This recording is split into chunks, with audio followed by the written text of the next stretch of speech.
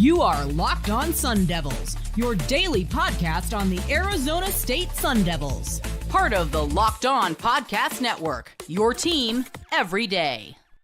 We did it, baby. We did it. We got the bye week that we deserved.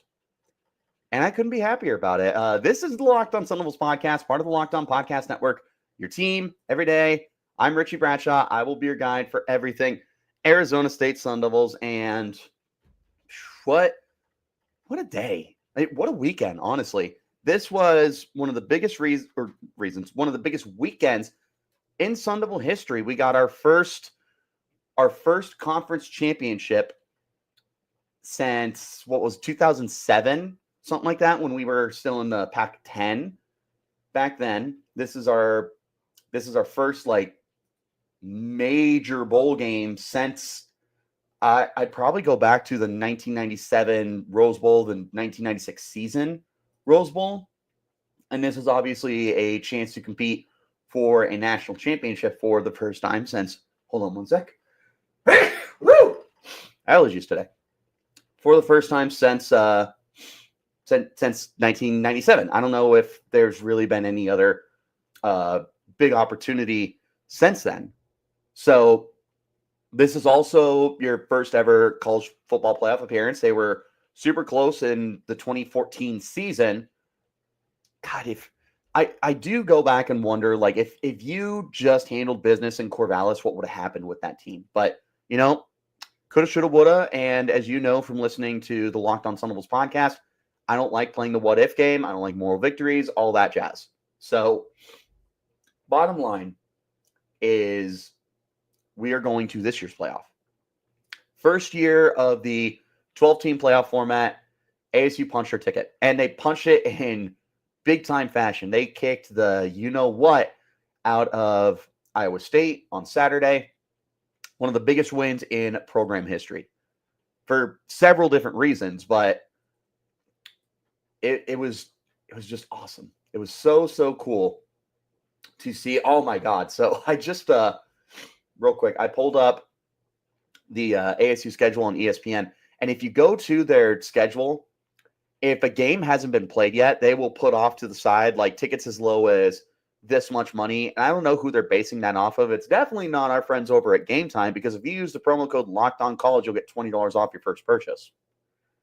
But I don't know if it's SeatGeek or Ticketmaster, or if it's just some kind of average. But it said the lowest tickets for the Peach Bowl, which we'll talk about because that's the bowl game that ASU will be going to this year, as low, quote unquote low. Oh my goodness, my apologies. As low as $1,470. Just for the game, just for one ticket. Not the travel costs to go to literally the other side of the country or anything like that. That's crazy, dude. But it's really, really cool, obviously. So hold on one sec. I'm gonna mute you guys because I gotta blow my nose.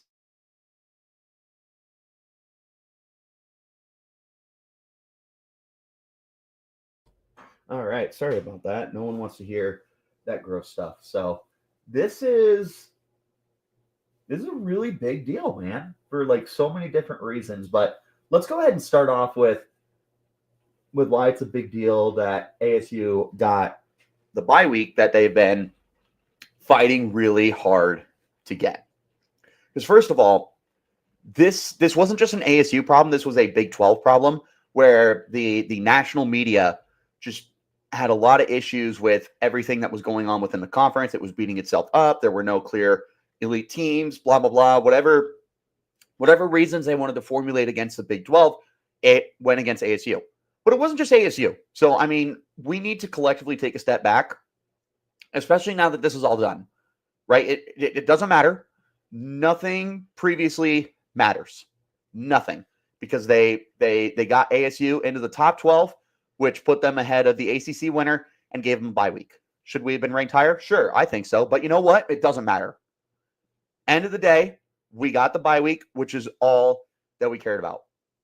We got the bye week. We're good to go. Now, again, to take a step back, this was never an ASU problem. This was a Big 12 problem that the national media had, because BYU was going to have to fight tooth and nail to get a bye week. Kansas State, Colorado, Iowa State, those programs were going to have to fight tooth and nail. Now, sure, I mean, certain teams had some advantages. Like, I understand that Colorado had like Dion and Prime and everything, and that's like a better national narrative. It doesn't change the fact that if Colorado played in the Big 12 championship game yesterday, and even if they won, they were number 25 going into the game. They were never getting a bye week. So even if you want to take that argument that, oh, well, they got Prime and everything, it didn't matter. The national media did not value Colorado enough to be able to guarantee them a first round bye, which is why ASU being able to get a first round bye is a really big deal. Now, ASU needed some help too. They needed Clemson to go out and beat SMU last night, and they did. And ultimately, that is what ended up getting them the bye week. We can have the argument, sure, should ASU be ranked ahead of Boise State? Totally up for you to decide. But again, at this point, it doesn't matter. It's wasted breath from us. In fact, that's the whole point of this live. Let's just get it out of the way. I don't want to record a podcast where it seems like I'm complaining, because that's just not the case. We made the playoff. We got a bye. That is all that matters. I did say going into this that the playoff committee was going to pat themselves on the back, because they would say, oh, well, look, we got ASU in at number 12. Lo and behold, that's exactly what happened. But they did get us the bye week. So you know what? We can be frustrated. We can be mad, everything. And deservedly so, because of the politics that went into it. But they don't matter. Think bigger picture. This is a really big deal for ASU. Let's be happy. Hold that thought again. I gotta blow my...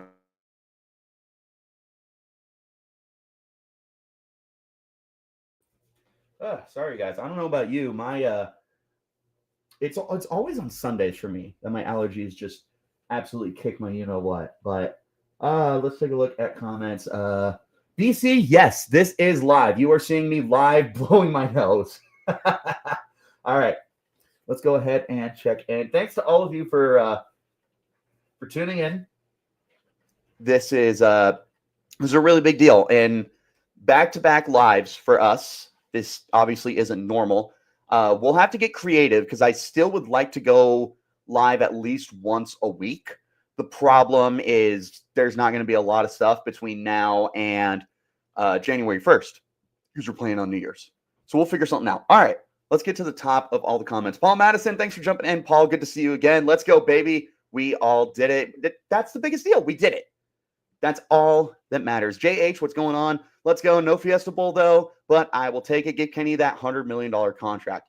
It is a bummer that we don't get the Fiesta Bowl, but bigger picture, you're going to the college football playoff, and you are playing in one of the biggest, most prestigious bowl games in all of college football. The Peach Bowl is one of those 6, but I don't know what you call it anymore. It used to be, hey, where's my banner? I just noticed I don't have my banner up. We should, because I went through a hard time making that. There we go. Now the banner's up. We did a really good job to get to the Peach Bowl and everything. And I don't know what they call it anymore. Is it just a college football playoff bowl game? Because it used to be like your BCS bowl games and everything. And they obviously were more important than like the Alamo Bowl or the Holiday Bowl or the Sun Bowl or anything like that. But getting to the Peach Bowl is a really, really big deal. Do I wish it was the Fiesta Bowl? Yes, but that's really because it's a 30-minute drive from where I live, and it would be way easy to get credentialed. I will tell you guys, I am probably not getting credentialed for this game. It's just right after the holidays. I've got a bunch of nieces and nephews I got to get gifts for. I'm probably not making it out. If you want to start a GoFundMe, let's do it. Kidding, though. Don't actually do that. You guys have better stuff to spend your money on. I will probably still be at home and watching the game from home, which is good for us because that means when the game is over, I can go live just like we did yesterday. So not in the cards this year, more than likely. That's fine. I'm not worried about it. Let's have a good time. So again, that being said, Peach Bowl is awesome. It's on the other side of the country. That's tough. You will play either Clemson or Texas, depending on the outcome of that first round game. That's because Texas is the number 5 seed. So in theory, ASU would play the highest ranked seed of all the winners if Texas were to win. But if Clemson wins, then you are playing lowest ranked seed. But either way, you're either playing the SEC runner-up or the ACC champion. You're playing a good team either way. As far as Kenny, yeah, no. $100 million contract, whatever it takes to keep him here, you find a way to keep him here. I've been very vocal about this on the podcast. I'm never, ever, ever going to back down on it unless I'm proven wrong. And I promise you, I will never be proven wrong on this. He's not going anywhere. But that doesn't mean that you should sit on your hands. Now is the time to strike. The iron has never been hotter to keep Kenny Dillingham here. Second year with the program, he just had 11 wins. That's the most wins that this program has had in forever. Because I don't know, in the height of those Todd Graham football record by year, I don't know in those Todd Graham days if he got 11 wins. I know he had back-to-back 10-win seasons. I don't remember if he got to 11. So, but point is, he's at 11 wins in his second season. No matter how this season ends, he will have a record above 500 through 2 years, including his first year of getting 3 wins. That's insane. So yeah, in the back-to-back 10-win seasons under Todd Graham, they were 10-3, 10-4. In 2007, when they won the Pac, they were 10-3 with Dennis Erickson. You literally go back to 1996, where they were 11-1 and they barely lost that Rose Bowl with Bruce Snyder. This is literally the best season you have had since 1996. So you're talking about my entire life. I was born in 95. There is almost 30 years that you're talking about between the last best season that ASU has had and this year. That is such a big deal. If you want to go even further than that, you have to go to 1975 when ASU was 12-0 undefeated with Frank Kush. That was also the Fiesta Bowl, I'm pretty sure. And even more importantly, if I'm not mistaken, that should have been our national championship season. I think that 75 was the one where we got screwed by Oklahoma. So, yeah, that definitely was because we finished number 2 in the AP poll that year. So you'd be going back to what should have been a national championship for ASU when you're looking at how successful this season has been. Yeah, it's time to get Kenny Dillingham locked up. $100 million, whatever it takes. We'll come together and we'll pitch in. I'll pay some of Kenny's salary every year. I don't care. Yeah, I want him around. It's really fun. Not even from being the Locked On Sun Devils host, being an alum and someone who watched this team grow up. I wouldn't care if I had this platform or not. I want Kenny Dillingham as long as possible. Make him a lifer because it just makes the game that much more fun. And I know I'm not the only one. I know every single person in this live and everyone who checks out this live later on is of the opinion, do what we got to do. Timberwolf 95, good to see you in here again. I don't think you've missed a live. I was wishing for a flipping Fiesta Bowl, would have been amazing to see a stadium full. It would have been, but good news. It's still going to be a full stadium. It's just going to be in Atlanta, Georgia instead of Glendale, Arizona. ASU fans travel, man. I've said this before. When you are good in Arizona, ASU, Arizona Cardinals, Phoenix Suns, Arizona Diamondbacks, whatever. When you are good, the state of Arizona fans are as loyal as they get. You look at the Phoenix Suns back in the mid 2010s, right? Like Devin Booker had just got here, but it was still a really bad team. It was hard to get those stands to fill out. I remember when I was at ASU on campus and some of the guys that I was rooming with for not lodging, what do you call it? The dorms, that they were looking at going to a Suns game. And it was like $10 tickets. And I was like, it's not even worth it. And they were like, well, it's the Warriors. We can see Steph Curry. That was the logic we had when the Suns were bad was, well, I'm not going to see the Suns. I'm going to see other star players. Now, dude, Suns games are probably sold out every single game. And it has been like that for years at this point because they put together a winning product. When you put together something that is worth watching, Arizona fans everywhere. College football, NFL, basketball, baseball, whatever. They will give you the attention, they will give you the love, and they are die hard. Arizona sports fans will bleed for this team, but you've got to hold up your end of the bargain. So ASU's holding up their end of the bargain. And you look at this team this year, and they're selling out the stadium. They are traveling. That was a really good look in Arlington, Texas. I understand that Atlanta, Georgia is probably more than double the distance. I don't have a map in front of me. I would imagine it's probably double the distance from where we are to Arlington, but I'm not sure. They're still going to travel really, really well. I definitely have the faith for the ASU loyal to be able to make that trip out there. What else is going on, BC? I'm still pissed. Boise got the easier route. That's okay. Like I said, we can sit here and debate, is ASU supposed to be ranked higher than Boise State? This, that, and the other. I hear it. I understand you. At this point, it doesn't matter. And with where we're at, I would tell you that ASU should take the high road anyways and say, yeah, you know what? We don't care. We got disrespected all year long, but we got the respect we deserved when it mattered. Now let's go out and make people look stupid. That should be the priority from here on out. We got what we deserved. Even if it didn't go the way that we wanted it to go, we still got it. End of the day. And we can't sit here and complain because we're not an SEC school. We're better than that, right? We are better than the whiners in the SEC, the ones who are 6th place and 7th place. And they want to talk about how great their conference is. And it's like, you're not contributing to that.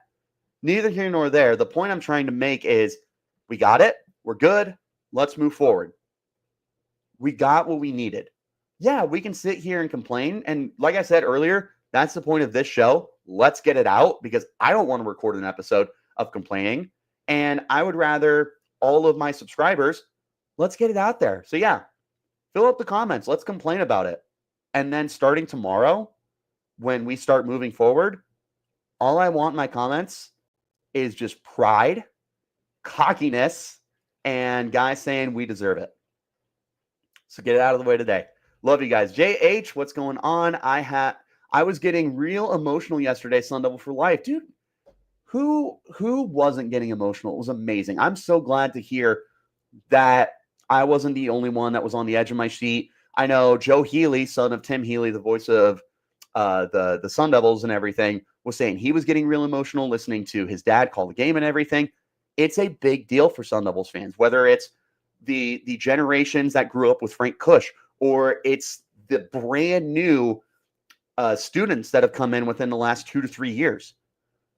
This is a huge deal for ASU. I know some people show emotions in different ways. I don't care how you do it. I just want you to understand how special this is and get emotional, whether that's the happy tears, whether that's cranking up the volume in the car and screaming all the lyrics and everything. Whatever it is, get emotional. We deserve this. We've been through a lot. BC, SMU, and Penn State are both easier than ASU's potential opponents. I don't disagree with you. They're still really good teams, though. It's not like ASU was going to be dealt a game against Arizona. They were always going to have to play a really good opponent. Texas and Clemson, they are flawed teams. They are good football teams. But even if you played SMU or Penn State, it's still going to be a tough game. I have crapped all over Penn State. And in fairness to Penn State, that's still a good football team, and they deserve the respect they got. They played really close with Oregon last night and made me look dumb. I said Oregon by 14 or more. They were in that game the whole night. So props to Penn State. They made me look a little silly, but that's okay. Texas, Penn State, SMU, Clemson, whoever. I said this yesterday. It's on a short on YouTube. You can pull it up on YouTube. You can pull it up on Twitter. You can also check out the full-length podcast if you would like. Up to you.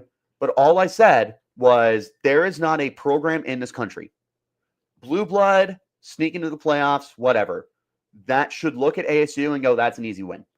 Every single team, Oregon, SMU, Texas, Ohio State, Georgia, whoever, should look at ASU and they should think they could definitely beat us. We got to play up to our best potential, because if we don't, we could lose. That's the way they need to be looking at this right now. Craig, what's going on, my friend? Drake Toll contributed to that narrative all along. The Fiesta Bowl would have been great. I got good news for you, Craig, and everyone else in the comments. Me and Drake are getting up together tomorrow to record a crossover episode. I would anticipate that to drop on Tuesday. Also, shout out to our friend on Twitter, Commit to the Fork, who is getting Drake Toll a ASU sweater that will be sent over to him, and then Drake will be rocking that bad boy for ASU. So I know he's been super BYU all year. I'm telling you, I love Drake to pieces. I hope that you guys do too. Keep giving him a hard time. I hope we never stop giving him a hard time because he's hilarious. But he is going to be walking that walk. He's going to talk that talk for ASU. He's going to go to bat for us, and he's getting an ASU hoodie. So give the man some credit there. Sean, what's going on? Good to see you, Sean. ASU is in. Doesn't matter. Now handle business. ASU needs to build on success. Earn the respect. Build it. It wasn't sustained success. That's another really big deal here. We got what we needed. You take care of business this year. Honestly, even if you're one and done, like you may not win a playoff game this year. That's fine. You just need to make sure that you're building upon it for next year. One of the things that I've said recently is that the sleeping giant is woken up and ASU is built for long-term success. I've had some people tell me to slow it down. It's 1 year, blah, blah, blah. I do hear you. I understand you. And this is exactly why. Is I can tell you till I'm blue in the face, and I'm right, by the way. I'm never wrong, and even when I'm wrong, it's not my fault. Not really. ASU is built for success for the future now and indefinitely. Spencer McLaughlin from Locked On College Football said this on his show that he dropped yesterday. So Saturday, December 7th, he had a emergency show talking about ASU, and he said that this is a program that's built for sustained success. That's exactly it, but you still have to go out and do it. And part of that is going to be making sure you do it. All right, Boise will get destroyed. Charles Wilson, what's going on, Charleston? I combined your names. Charles, we got the bye boys. JH, I was getting emotional yesterday. Sam Levitt, 11-1 as a starter. New Year's Six Bowl. Jawan Mahone, or it might be Mahoney. Jawan, what's going on? I'm excited for AZ State. ABC Link. Yeah, one of the New Year's Six Bowls. So there you go. New Year's Six Bowls, not BCS Bowl, not College Football Playoff. It's just the New Year's Six. Makes sense to me. This is a big deal. I hope you guys are excited. I hope you guys are celebrating. BC, I love that you mentioned Sam Levitt's 11-1. That's not something that's getting talked about enough right now. And I'm hoping that narrative starts to really change because Sam Levitt, I said this yesterday. I'm going to continue to say it and bang the drum. He is one of the 10 best quarterbacks in college football right now. Do I have the stats in front of me? No, I don't have the stats in front of me. But I can also tell you that there's not a lot of quarterbacks in college football that I'm taking over Sam Levitt at this moment. 16 touchdowns to 1 interception over the last 6 games. That is now without Jordan Tyson, too. He threw 3 touchdown passes. He looks pretty darn good, no matter who is catching the ball for him. Richie Rich with a little dollar sign, or dollar sign, the money emoji. Love it. Okay, here's my take from Charles Wilson here. Here's the take. We are not worrying about Clemson. Texas has great defense. We are playing Texas in Atlanta. If we face Arch Manning, we're going to have a harder time, but that is unlikely. I think we can beat Texas. I do too. And the reason why I think we can beat Texas is that is pound for pound one of the most talented rosters in college football.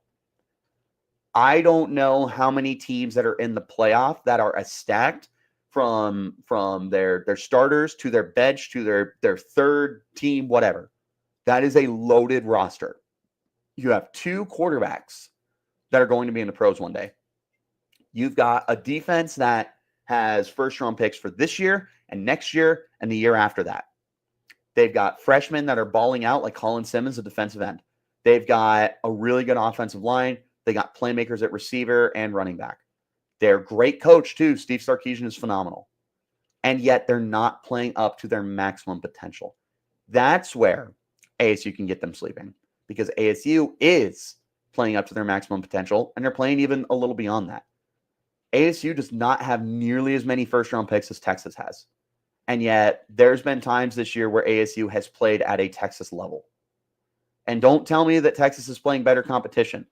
Texas played 2 ranked teams this year, and they lost both times. Who was it? To Georgia.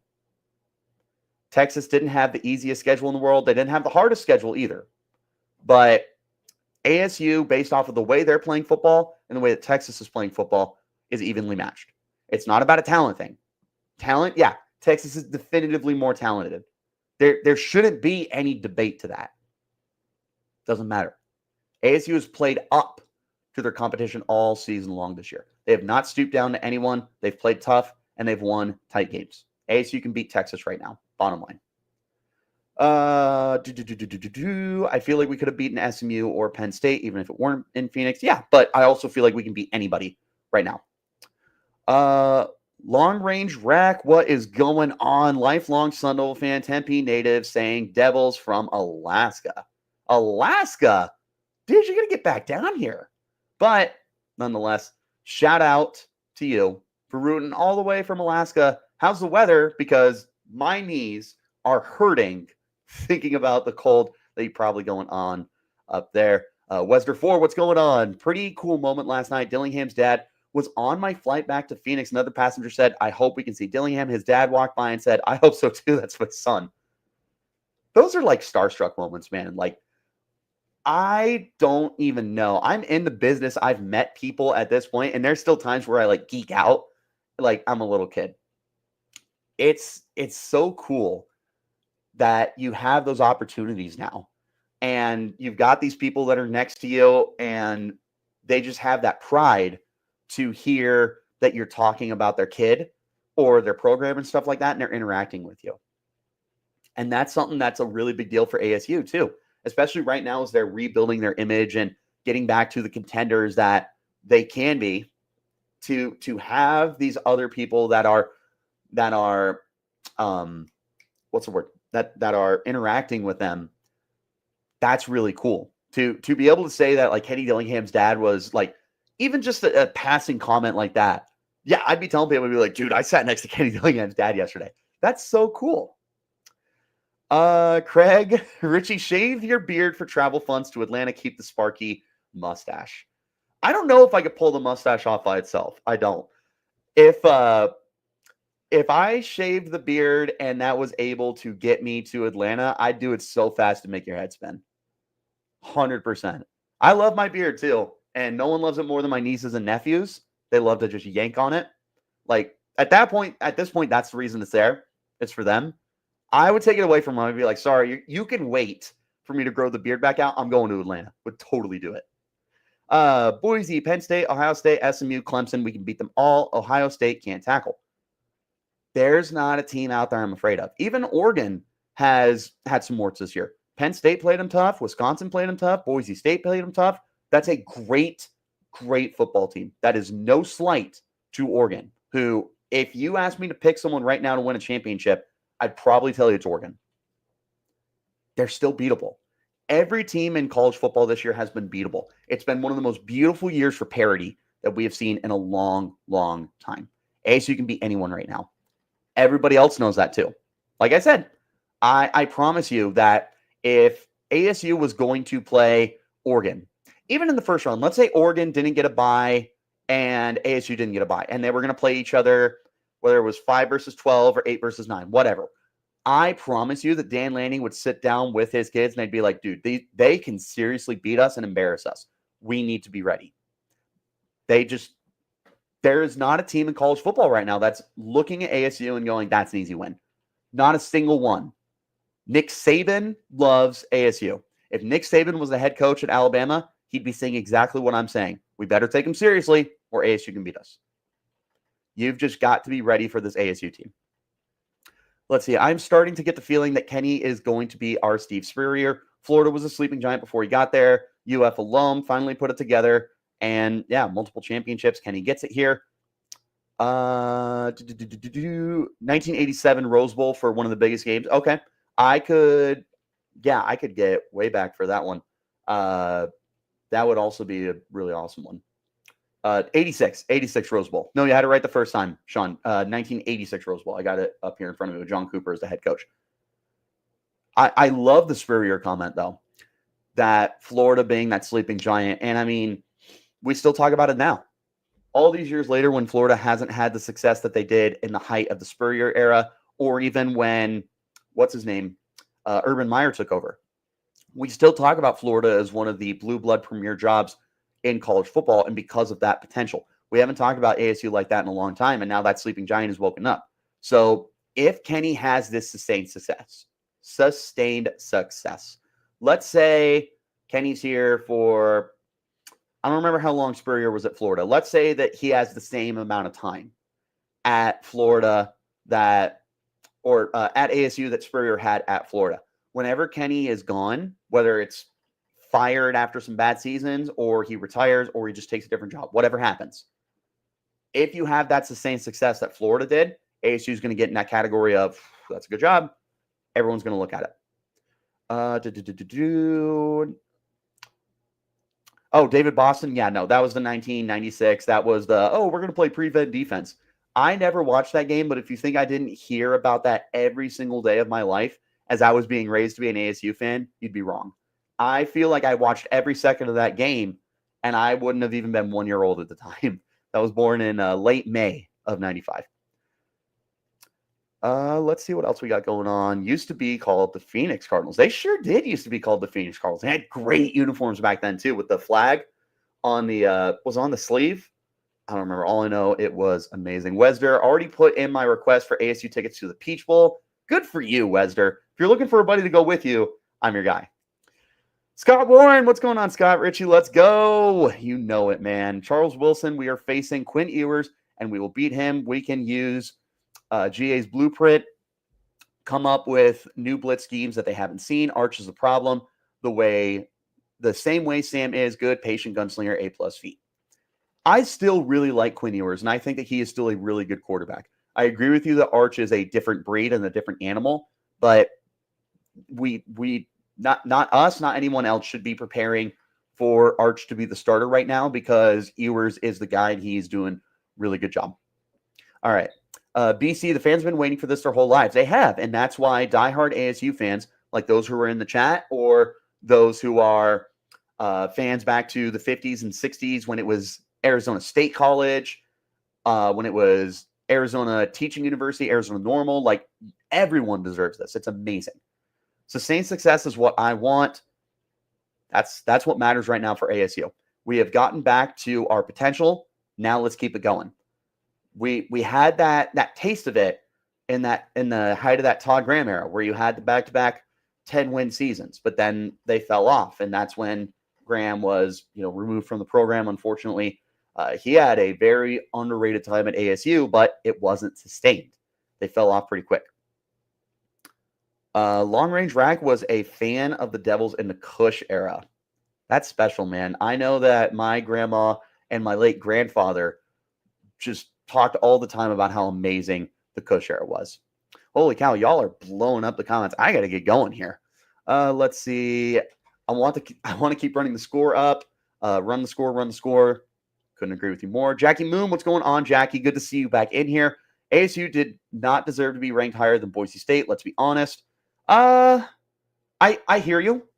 Boise State's a really good team. I laid out my argument yesterday that ASU is a more talented team from the bottom of the roster to the top of the roster. I do hear you, and I won't stand for Boise slander because they're still a really good football team. In the heat of the moment yesterday, I was slandering Boise, and I want to walk that back because Boise is still a really good football team. It's just ASU is better. They just are. But nonetheless, Jackie, totally valid argument. There is a reason that Boise's been ahead of ASU all year. They've had the consistency all year. No matter who their competition has been, they've won games consistently. So, yeah. Let's see. Climbed a mountain with my brothers the first time at 5 years old in 72. That's cool, too. Climbing a mountain is something special. I really hope that a lot of people are able to do that. Hopefully, Clemson pulls an upset. My only regret is we can't get a Pac-12 final, but a Pac-12 semifinals would also be amazing. That would be really cool if sometime you could find a way to have like the Pac-12 champion, not the Pac-12 champion, the college football playoff finals be Pac-12 teams. Like Obviously, it won't line up for ASU Oregon this year, like you said, but you could still get that opportunity. Would be really, really cool. Dimitri, what's going on, Dimitri? Richie, you got to get Drake back for all of us, please. He literally made a video called Iowa State will blow out ASU.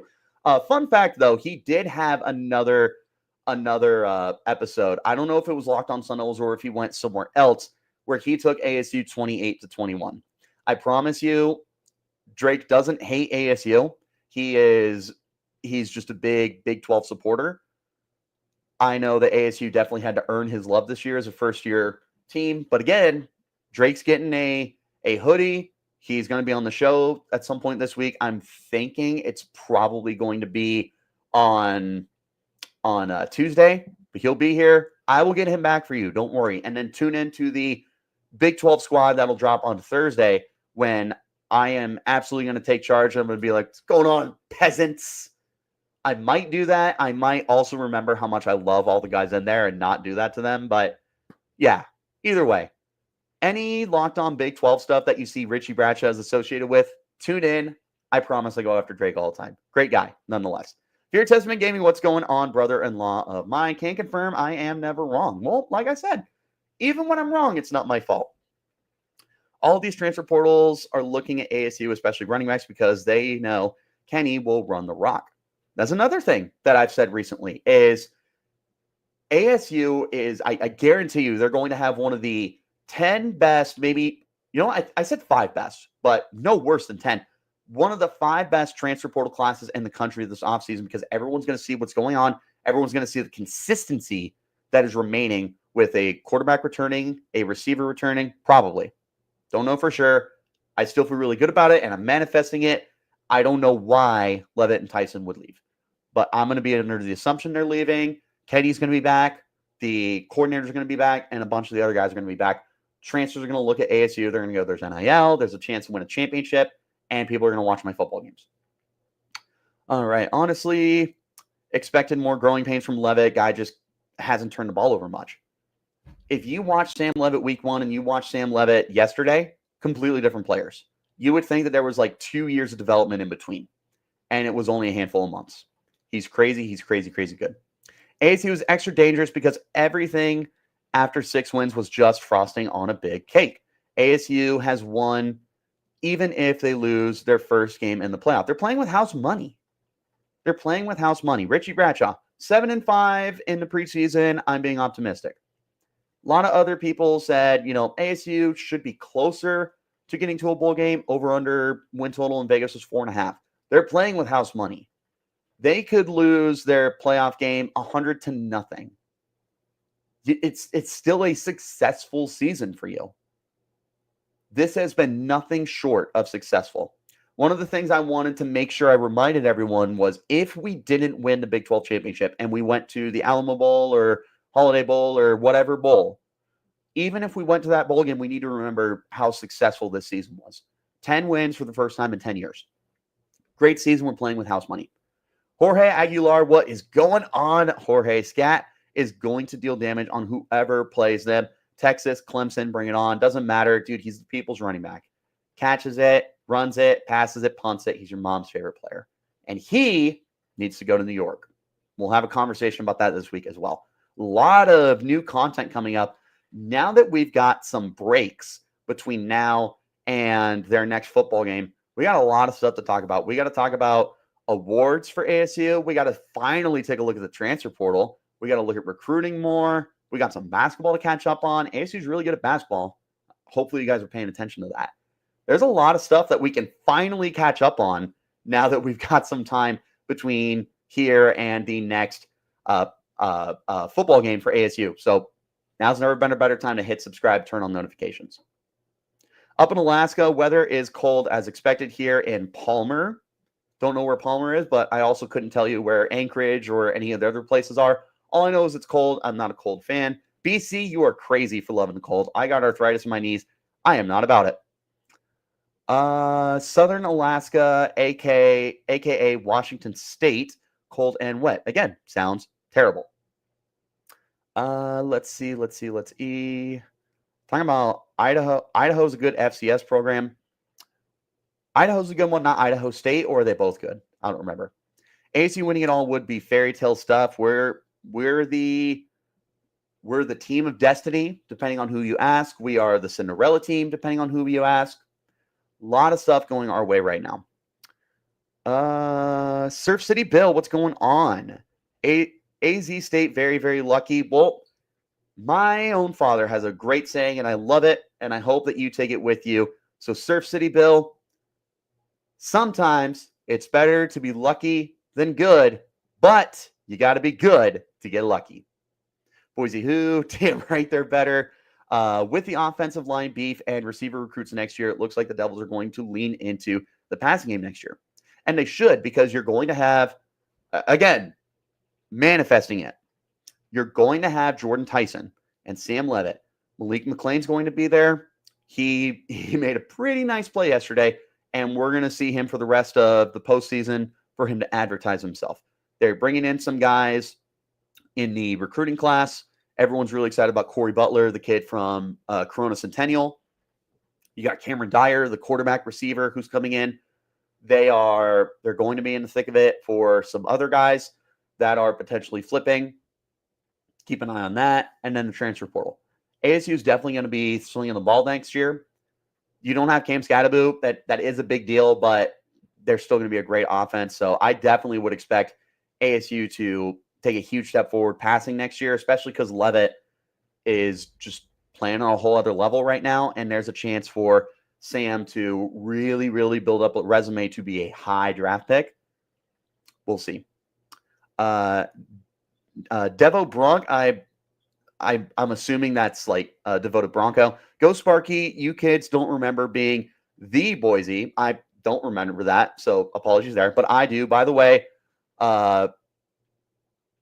Tua had zero shot at the Fiesta. They wanted Boise State, not you. Good Roby old and have friends on the Owl Committee. Peace. Okay.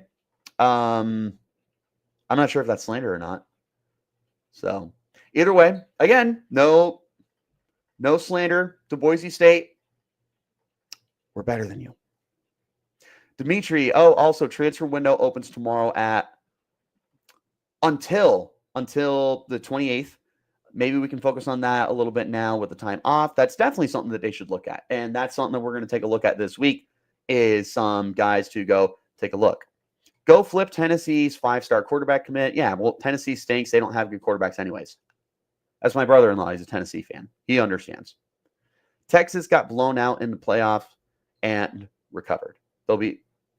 Texas still good. We'll take them down.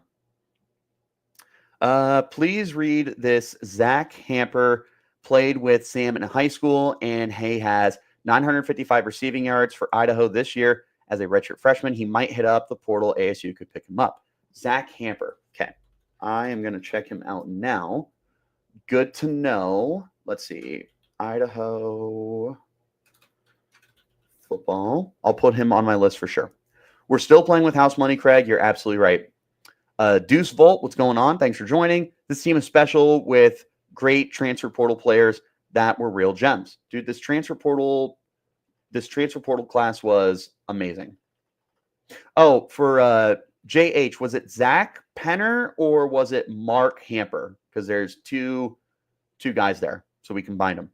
Wesner, I think we can line up against any team in the country with Sam and Scat at the helm, hoping that we can get the defense going from the start, though. Defense came out flat in the first quarter.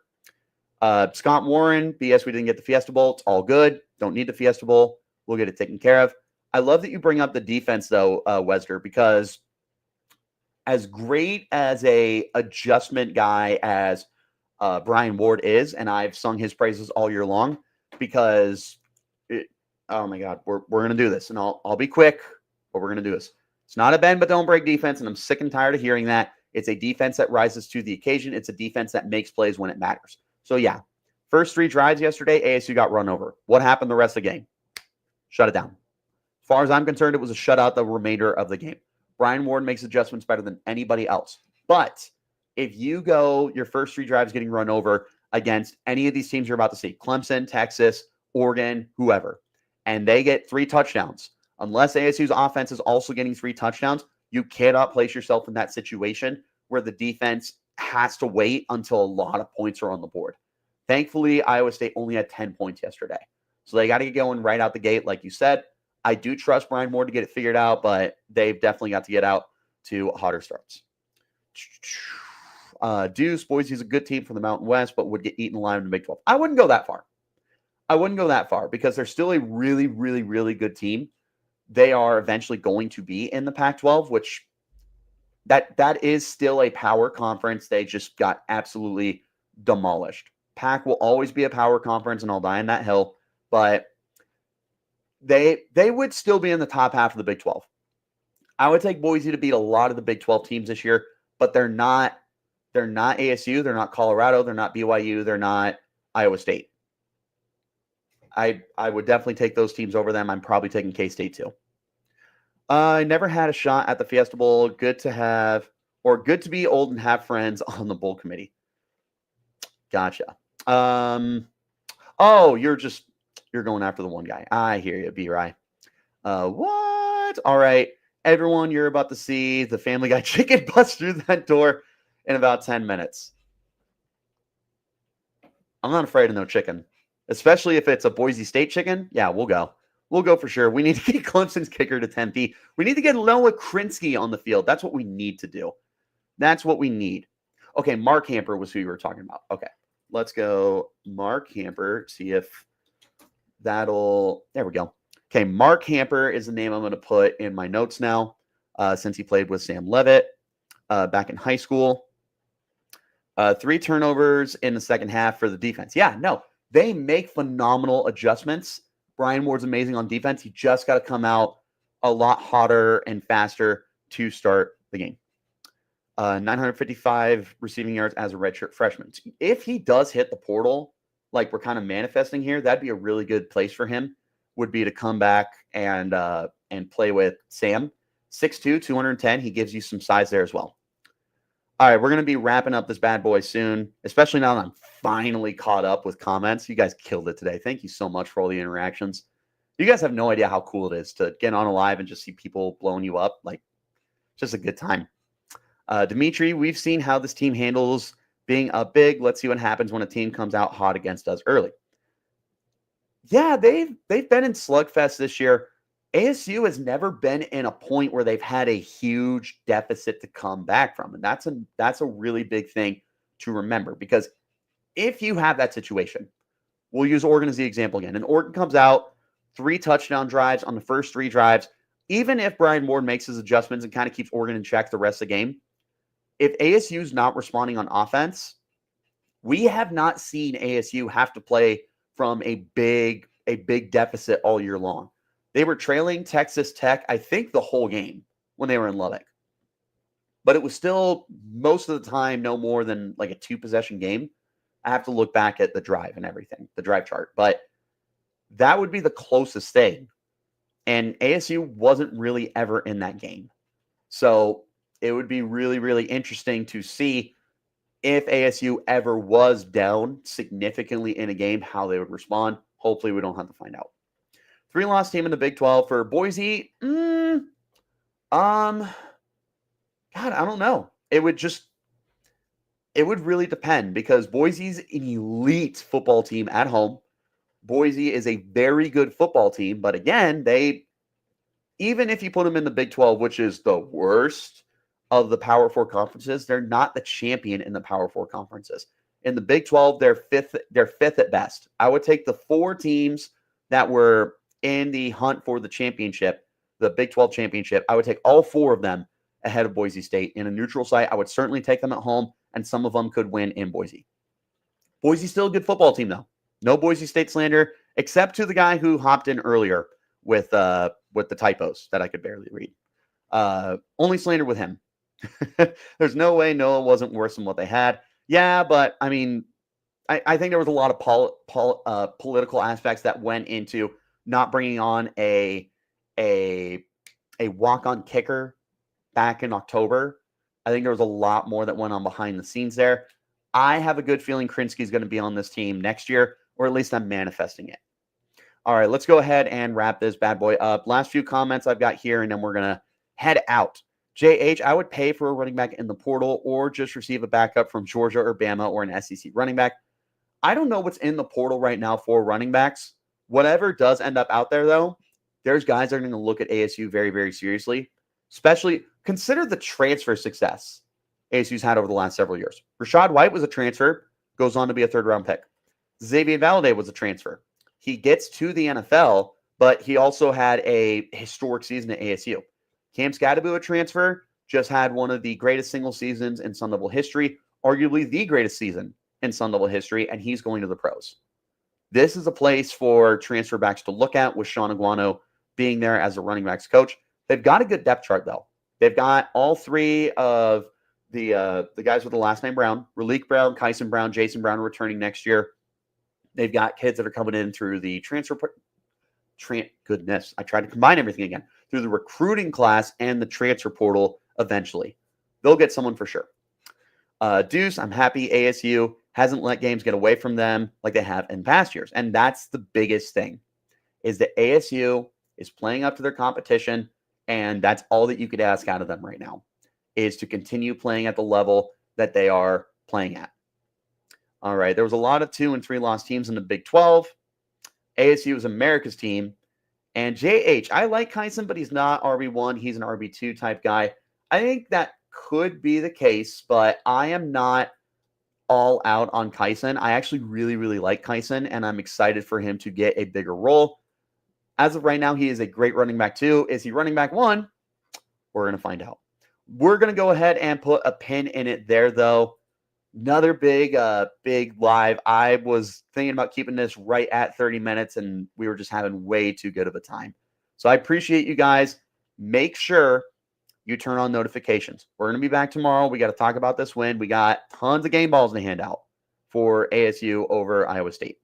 Later this week, I'm assuming Tuesday, we will be hanging out with Drake Toll. Make sure you guys tune into that one and make fun of him, but in a very nice way, because we love Drake Toll here.